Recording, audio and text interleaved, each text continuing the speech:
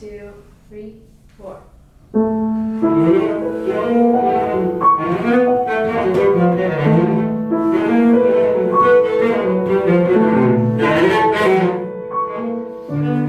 name is Katherine Balch. And I'm Zlatomir Fung. And I am the composer of Whisper Concerto, which is my new cello concerto written for Zlatomir. We're very excited to be able to present this incredible new work with the Dallas Symphony on April 20th, 21st, and 22nd.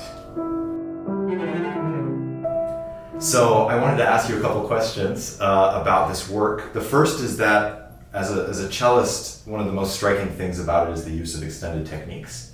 And I was wondering if you could talk us through a couple of them and why you chose to use them. Yeah, there's two main extended sound worlds in the concerto. The first is the battuto sound, which is a sound achieved playing either a ricochet with your bowstring or with the wood of your bow. And I really like the bouncy rhythmic quality of that sound. And so one of the things I did in the piece, in the second movement for you, is have an extended cadenza that really features that bouncy percussive sound. And I asked you to use a chopstick to execute that because I really liked the rhythmic quality and there's kind of like a rambunctious quality to the being able to sort of whack the cello strings really hard, which you can't do with your bow. So that's the use of the chopstick.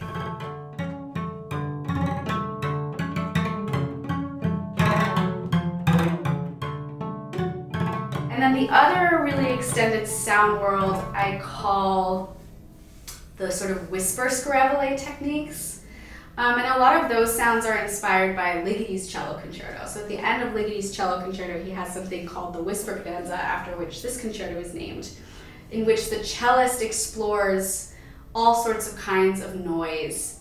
And Ligeti's score is very sparsely notated. He basically just gives a few instructions, and cellists, kind of have developed a performance practice around that one page of instructions. But I really wanted to explore with you ways of defining some of the micro details of those different gradations of noise and pitch. And so in the third movement, there's a long extended passage where you're really explicitly dealing with that material. But I think it shows up in other ways throughout the piece, like even in the really fast passage work at the beginning, even though it's not like extended technique noisy, there's something wispy about it that sort of is trying to capture the character of those sort of noise-based sounds.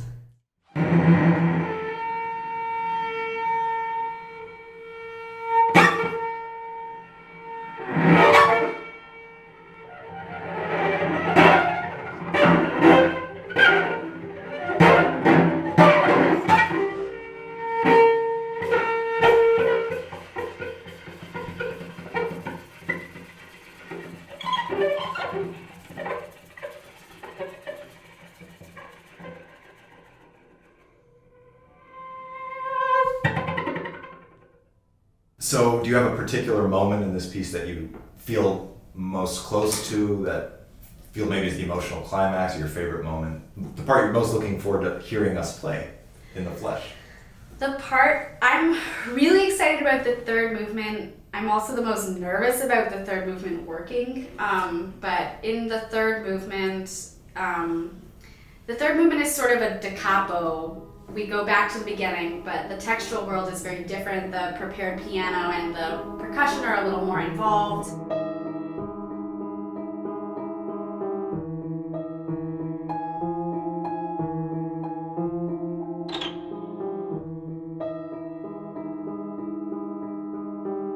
But then there's sort of this long crossfade into a very slow, tonal, simple, triadic chorale that the orchestra plays, that you're sort of, in making all these strange, kind of panting, exhausted noises, you're sort of trying to join into this very simple song.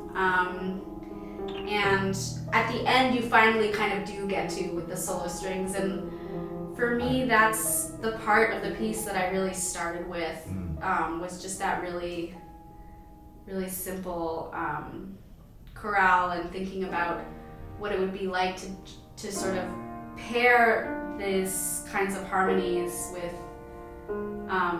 this sort of noisy chaos, and there being something really sort of beautiful about that. So I think that's what I'm really hoping will work in the piece, is that these things will feel like they belong together, even though they sound very polar, from very polar places, but they occupy sort of the same emotional space. Right. And I really love, one of the things I most love playing is you ask for these techniques where there's a lot of physical motion happening for the cellist, but not much actual sound. So like the white noise sound is kind of making a lot of motion, or even the windshield wiper when you ask for the forte, and then, as you were saying, kind of going into trying to join the chorale with these gestures. Yeah, and for me, there's something I think really striking about that, the visual presence of the musician, working so hard to make sound and not making sound. That's how I feel like a composer sometimes. Like, I'm working so hard to write a piece, and sometimes material doesn't come, and there's a lot of sort of struggle or virtuosity that doesn't have a sonic result. Right. Or that doesn't have something that, like, acoustically you can hear the sonic result of that virtuosic labor. Right. And so sort of separating the physical from the acoustic was something I wanted to play with in this piece. Sorry, the visual from the acoustic. Yeah. Amazing.